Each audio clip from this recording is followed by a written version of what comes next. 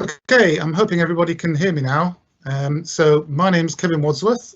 I'm a Met Office forecaster.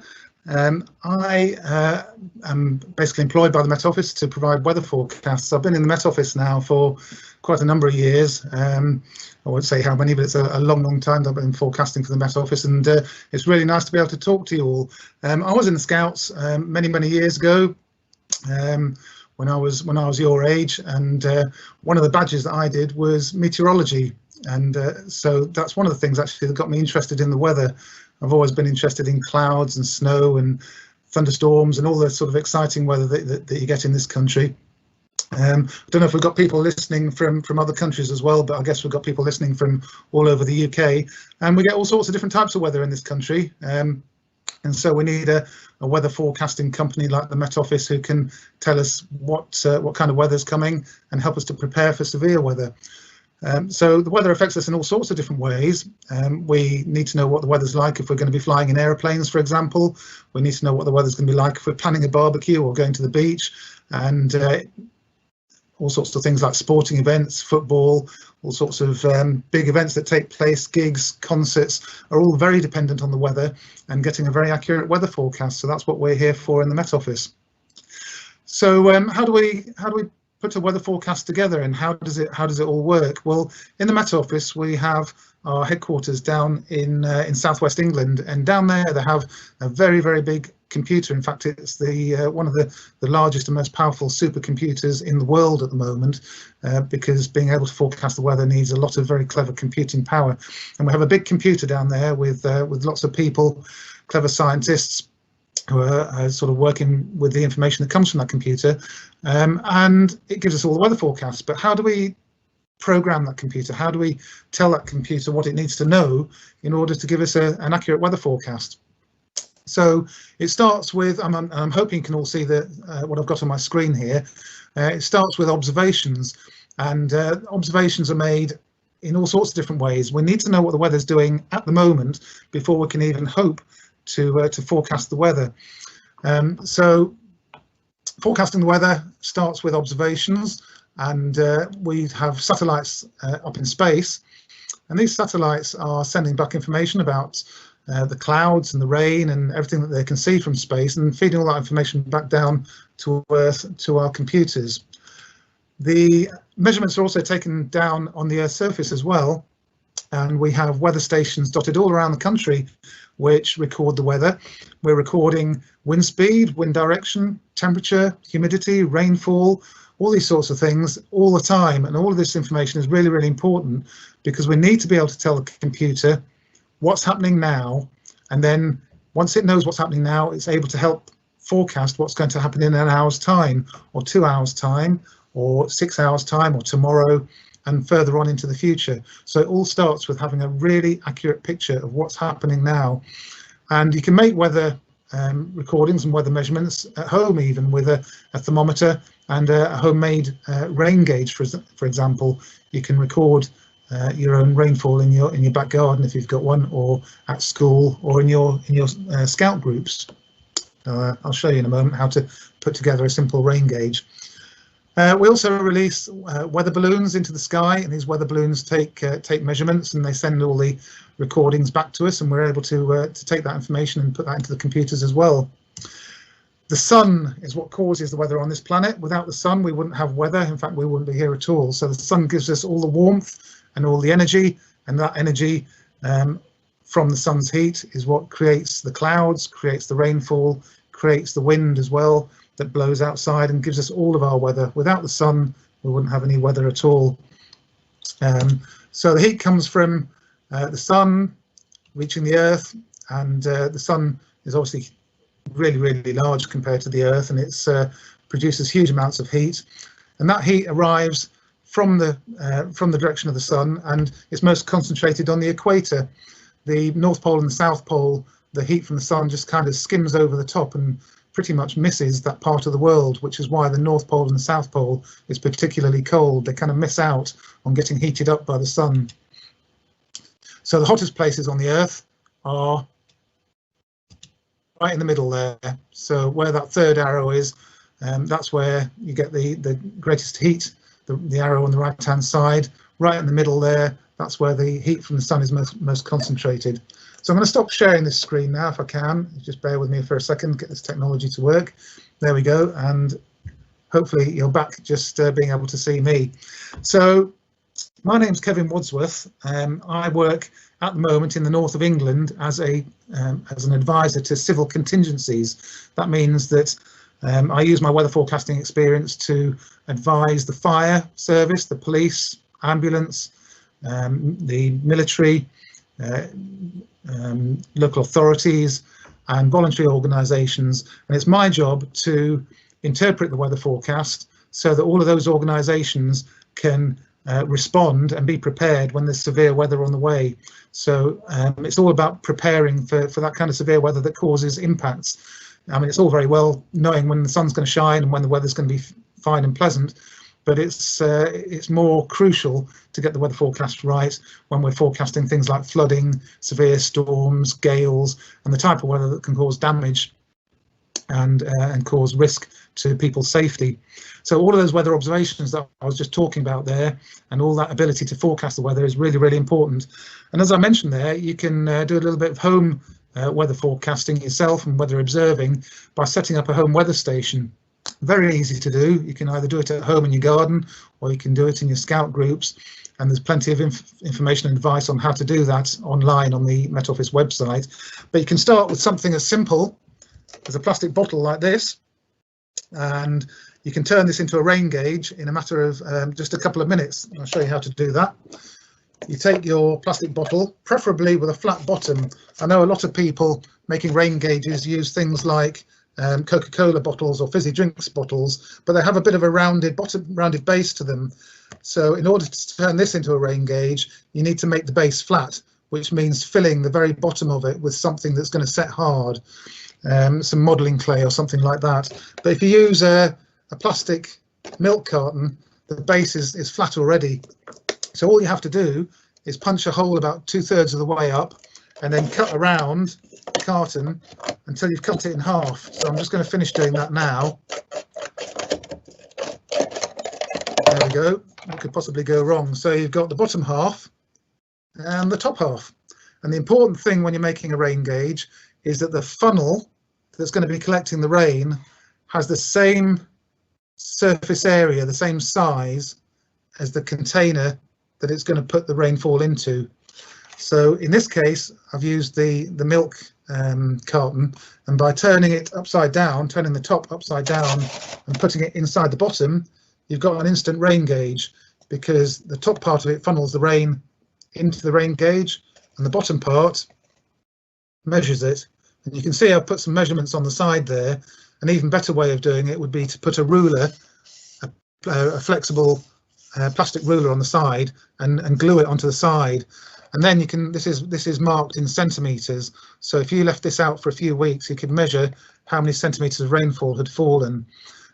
You can measure it on a daily basis as well. If you make your measurements a little bit finer and you get 5 or 10 millimetres of rainfall, then you can measure 5 or 10 millimetres of rain on there, and you can keep a record. And on average, on the eastern side of the United Kingdom, you'd expect to get about 60 millimetres of rainfall in a month. So that's 6 centimetres in a month. And if you live on the western side of the United Kingdom, then you could probably expect to get about 10 to 15 centimetres of rainfall per month, so up to sort of double that amount of rainfall. So you just need to make sure that there's enough space in your measuring gauge to record that amount of rainfall. And this one here goes up to 12 centimetres, 120 millimetres. So that would be an average of 2 months worth of rainfall for the part of the country where I live. So that's a rain gauge, and you can do take other very simple steps to make your home weather station as well by putting a thermometer outside. And if you do that, it has to be in the shade, because all of the temperatures that we record are shade temperatures. And you can record the temperature, you can record the rainfall, and then you can even make your own homemade wind measuring devices as well, wind speed measuring devices as well. So you can set up your home weather station and start learning how to observe and forecast the weather. Now, if I can, I'm going to try and share a little video with you, which is about how we make a forecast. So I'll try that right now. And I think hopefully that screen has shared with you. And if I press play, we'll see how this works. Here we go.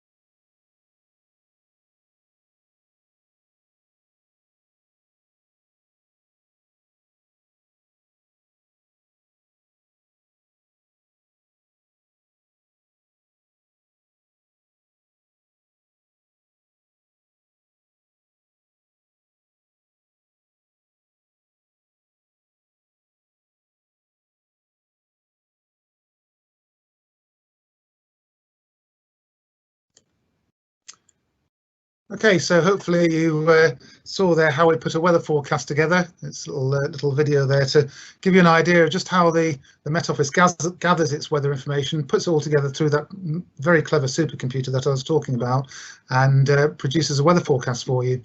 So I know some of you watching this will be in school and sort of thinking about what you might want to do when you get older and what you might want to do for a job and that kind of thing. And I think working as a weather forecaster is an example of one of those jobs that you perhaps might not sort of think about very often. And there's a whole load of jobs that involve working in science and technology, if you're interested in computers, if you're interested in world travel as well, because being a weather forecaster enables you to travel around the country and around the world. For example, I've worked doing broadcasting for BBC television and BBC radio during my career, and I've also travelled out to East Africa to help the African weather services develop their own processes for producing weather warnings. So if you're thinking about in the future, I know some of you are probably a little bit young to be thinking about this now, but if you're thinking about things that you can do when you go on and you leave school and you go to university and those sorts of things, there's a lot of jobs that involve the environment and being outdoors. And I know being a scout, a large part of that is learning practical skills in the great outdoors, hiking, map reading, things like the weather and the world around us.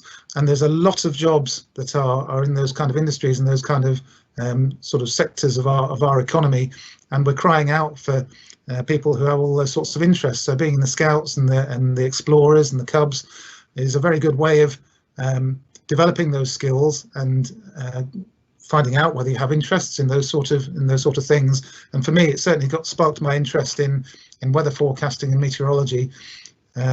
So I hope that sort of helps to inspire you a little bit. One of the things that we need to be able to do in the Met Office, of course, is being able to work out how clouds form and how we identify different types of clouds. You might have looked up at the sky sometimes and thought, wow, you know, those cloud formations are pretty impressive, particularly on a day where we get thunderstorms and those sorts of things. So again, there's a little video here which I'd like to try and share with you if I can. So I will give it another go and see if I can share my screen with you. Okay, let me just see if I can. Here we go.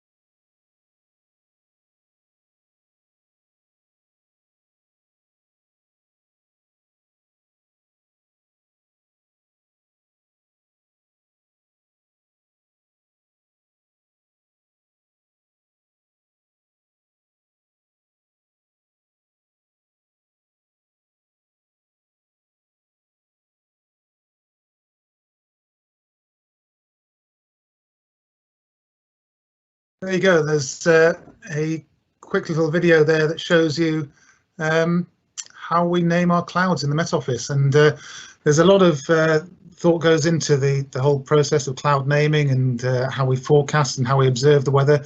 We have people all around the country at the moment who are recording and observing the weather, writing it down and sending the information to our headquarters. And we also have a lot of amateur weather observers, people like you, who have little home weather stations which you can get very cheaply now on the internet, and you can plug them into your computer and they can send weather information straight to the Met Office, which we use to help make our weather forecasts. So you can get involved in that as well if you want to. It's called WOW, W-O-W, the Weather Observing website, and you can Google that and you can find out how you can make your own weather observations with your own home weather station.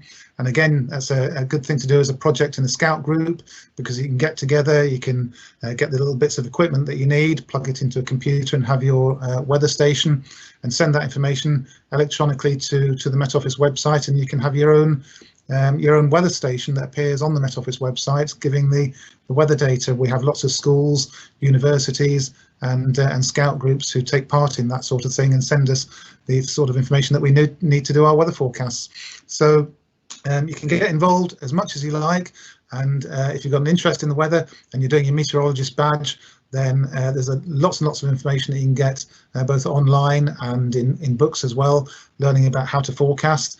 And as I say, I've been forecasting the weather now for 30 years or more, and one thing I've learned is that no 2 days are the same. It's a really big challenge. Forecasting the future, as you can imagine, is really tough. Sometimes we don't get it right, of course.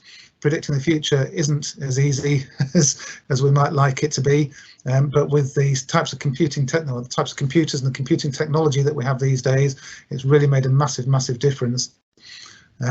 So the weather forecasting accuracy has improved a lot over recent years, and we're now able to forecast 3 days ahead with the same sort of accuracy that we could forecast just 1 day ahead around about 20 years ago. So we're now being able to see further and further into the future, and the technology helps us with that, and we're learning more and more all the time. So the stuff that you learn at school, the maths, the physics and the science that you learn in your lessons in school, it's being used out here in the real world with people doing these sorts of jobs and doing research, and computer programmers, and all of this stuff that you learn in school is really important, because it's what we use in weather forecasting on a day-to-day basis. Having that information and that knowledge in our minds helps us to understand how the weather works. So when you're doing trigonometry, maybe in maths at school, or you're learning about U-shaped and V-shaped valleys in geography and glaciation and the water cycle and all of these things that you're studying, those are all the building blocks that we use in weather forecasting. And having an understanding of those sort of processes and those things that you learn in school is what enables us to learn more as weather forecasters and meteorologists, and forecast the weather and predict the future. And predicting the future, as I said, is not an easy task. We do the best that we can, and we're quite proud that we do a very good job of it here in the UK. And using some of these techniques that I've shown you and talked to you about this morning helps us do that. So I think that's probably just about reaching the end of my session. I'll show you one more video before I go though, which is if I can find it, about how clouds form. So let me just see if I can find that one for you.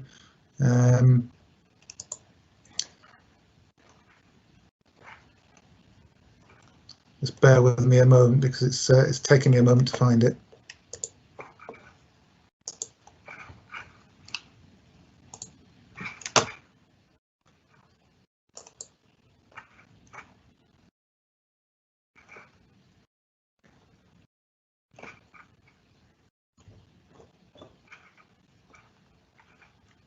Just when you need the technology to work,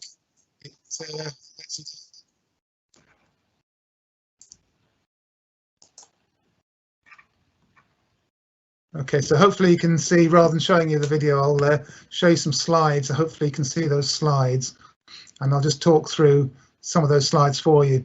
So the temperature around the Earth, as I said before, is particularly high around the centre and around the equator. You can see on the map there that the countries that are coloured in red are the ones that get the hottest, and the countries that are coloured in blue are the ones that are the coolest in the summer months. And you can see how the heat from the sun heats up the centre of the Earth, or the area, not the centre of the Earth, but the area around the equator. So a quick quiz here. Well, is that a hot or cold country? I think you probably know without me telling you that that's a very hot country. It's Egypt, and that's right in that middle of that zone that I was talking to you about there, where the sun's energy is particularly concentrated. Here's another one here, and some of you may know which country that is. It's Norway. So that's just to the northeast of the United Kingdom, and if you've been to Norway, you will probably know that's quite a cold country. They get a lot of snow in the winter time, and that's because Norway is quite a long way north, quite a long way towards the North Pole there, and the heat energy from the sun is very weak as it hits the north and the south of planet Earth. As I said before, the heat energy is concentrated in that central zone that stretches all the way around the middle, around the equator. Okay, what have we got here? There's a country there coloured in red, which, if you know your geography, is Brazil. And Brazil is quite close to the equator, so it's mostly hot. But it's a big country, and the far south of the country stretches down further towards where we have the colder weather. So it's mostly hot. And that country there, any guesses? I can hear some of you shouting Canada. That's Canada there. And although they do get some nice weather in the summertime, it's mostly quite cold, and they have very long, cold winters in Canada. So this is how the sun heats the Earth. The sun's energy heats the ground. The ground warms and the air rises. And as the air rises, it forms condensation in clouds. And as the condensation in the cloud gets bigger and bigger, and the drops in the cloud get bigger and bigger, they bump into each other and they form water droplets. And those water droplets fall down to the Earth in the form of rainfall. And that's how we get our rainfall. And the warm air rising is a really important thing to understand in weather forecasting, because it's a bit like hot air balloons, where you put the hot air inside a balloon, and as long as the air inside the balloon is warmer than the air around it, it'll keep on rising. And that's how our clouds form. You get bubbles of warm air on a sunny day, and those bubbles of warm air, like those hot air balloons, will keep on rising and keep on rising until they can't rise anymore. And whilst they're rising, you get the condensation. That's what gives us our cloud and our rainfall. So there you go. So when it's cold, we get snow, of course, and it's just the same process as rainfall, except that with the temperatures being lower, instead of it's rain coming out of the cloud, it's snow. And those snowflakes, as you may very well know, every single snowflake is different. There's no two snowflakes are the same. And you can see one there forming on the end of a pin. And that's how a snowflake forms. It needs a little particle of dust in the atmosphere, and then the snowflake and the ice will form on that particle of dust that's floating in the air, or in the cloud, of course. And there's some images of lots of different types of snowflake. Very beautiful, pretty, shows how wonderful nature can be, doesn't it? Storms, of course, are much more serious, and when we get huge clouds, we get thunderstorms. And you get things like lightning from thunderstorms as well, caused by static electricity in the cloud. And that static electricity comes down to the Earth in the form of a lightning strike. And some pretty amazing pictures here of some hailstones. In the United Kingdom, the hailstones don't often get much bigger than peas. You occasionally get one the size of a golf ball, but in the United States of America, they can be as big as your hand. And you can see some of the damage that that can cause on that car bonnet there, which has just been smashed to pieces by the hailstones. Lightning is pretty dramatic, and I don't know about you, but in the summertime I really quite enjoy a nice good thunderstorm, as long as I'm somewhere safe and not out in it. Tornadoes are associated with thunderstorms as well, and that's another form of severe weather. And surprisingly enough, we do actually get a lot of tornadoes in the United Kingdom. We get hundreds of tornadoes in this country. It's just that they tend to be quite small and not very powerful compared to the ones that you get in America, for example. And I'll just finish there with the storm names that we have When storms get particularly bad in this country, we name our storms, and we've had Storm Kira and Storm Dennis earlier on this year in the United Kingdom, which caused a lot of flooding and caused a lot of damage. So we name our storms so that we can refer back to them in the future and talk about them, and so that it helps to communicate the message when we're telling people that a really bad storm is on the way. And communicating the weather forecast, of course, is a very important part of the job of being a weather forecaster. So there you go. I'll stop there because it's just about bang on 12 o'clock. I've probably talked enough and struggled with the IT for long enough now. But hopefully you've got a little bit of a flavour there of what it's like to be a weather forecaster, how we forecast the weather, and how you can get involved and be an amateur weather forecaster and weather observer yourself. Kevin, yeah, we've had some questions. I wonder whether you'd be able to answer a couple of them for us. Yeah, of course I can. Yeah, carry on. So the first question was, how did you get into your career? Yeah, well, as I sort of touched on there, if you've got an interest in anything like this, whether it's forecasting or whether it's being a park ranger or working outdoors with the Environment Agency, for example, the thing to do is make sure that you study the right subjects. So for me and for weather forecasting, it's things like geography, maths, physics and science. But of course, the Met Office employs a lot of people, so you can also work in IT and technology as well. We have managers, we have people who run the finances and all that kind of stuff. So we employ all sorts of people, but for weather forecasting, it's more the science subjects. So you study the science subjects and go to university and have a nice time at university and get your qualifications. And then you apply to the Met Office for a job. So we advertise regularly, but there are things that you can do to help as well. We have sort of summer placements, so that if you're interested before you go to university or whilst you're actually at university, we do summer placements where students come in and help in the Met Office with certain projects that we have.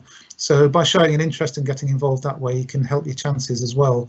So I would encourage anybody that's got an interest in weather forecasting to pursue that interest. And if it's anything else to do with the outdoors, then find out what you can online, find out which companies and organisations have the sorts of jobs that you might be interested in, and then just go for it. You know, that's what I did. And having and I'll give you a little tip as well. It's not all about the qualifications. It's not all about how good a degree that you've got.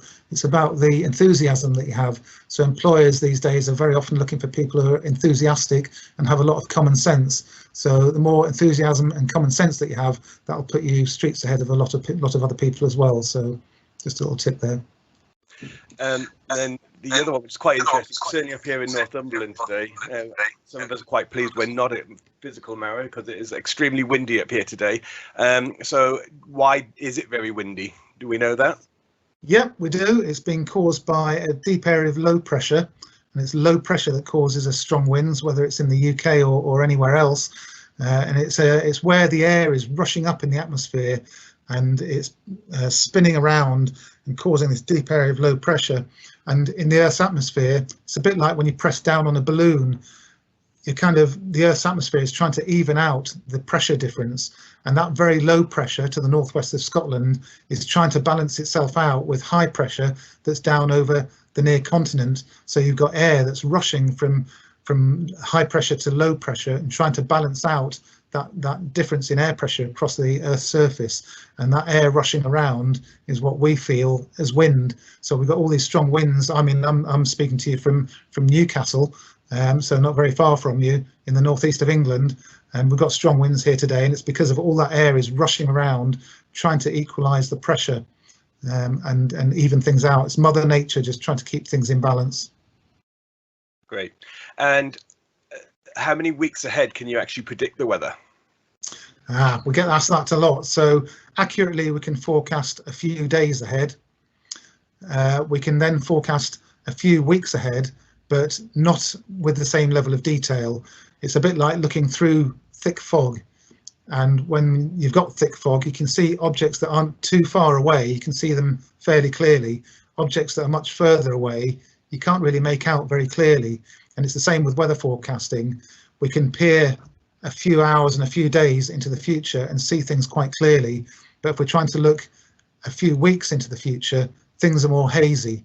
So we can give a general idea of what might be coming our way a few weeks into the future, but it's not going to be as accurate as our forecast for this coming week. So for example, we can say that this coming week in England, the weather's going to be fine and settled, the wind is going to go away, and tomorrow is going to be a nice warm day across the country.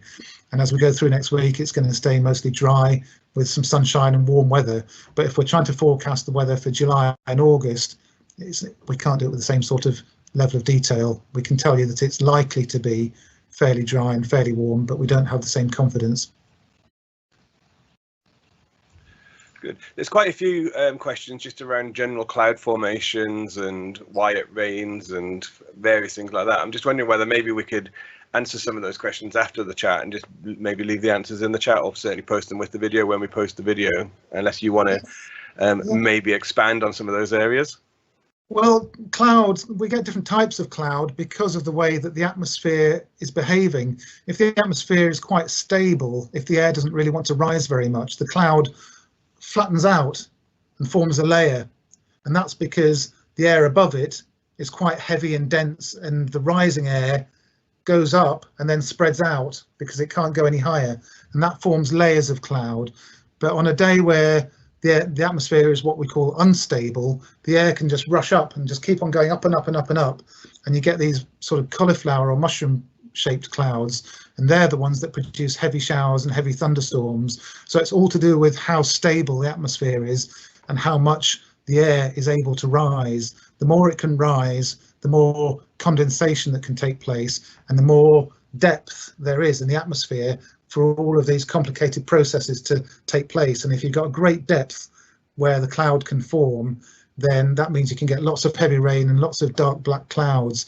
But if the atmosphere is quite dry, there's not a lot of moisture in it, and it's quite stable, then you get more blue sky and less cloud. So it's all to do with how much moisture is in the air and how stable or unstable the air is.